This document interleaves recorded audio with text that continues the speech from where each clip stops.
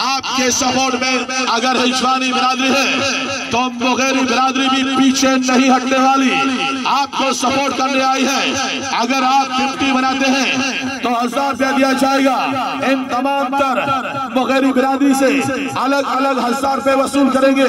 Zahid Hussain Mugeri की जानिब से 1000 रुपए, मीर मोहम्मद मुगेरी की जानिब से 1000 रुपए, बरकत अली मुगेरी की जानिब से 1000 रुपए, मंदोस मुगेरी की जानिब से 1000 रुपए, बहराम मुगेरी की जानिब से भी 1000 रुपए और सादिक चूलेलाल की जानिब से भी 1000 रुपए, नसीमुल्लाह मुगेरी की जानिब से भी 1000 रुपए, शाही मुगेरी और जहीर मुगेरी और फिदा मुगेरी, ये सारे अगर रकम जमा किए जाए तो 10,000 बनते हैं। तो हैदर मुगेरी आपको मुगेरी बिरादरी की जानिब से 50 बनाने पर 10,000 का ऐलान है।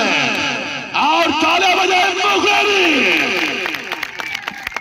देख सकते हैं कि कैसे अलग एक कोना संभाल के रखते हैं और उनका अगर कोई शहीदा प्लेयर अगर अच्छा खेलता है कानों पर उठा लेते हैं और खूब इनामात की बरसात करते हैं।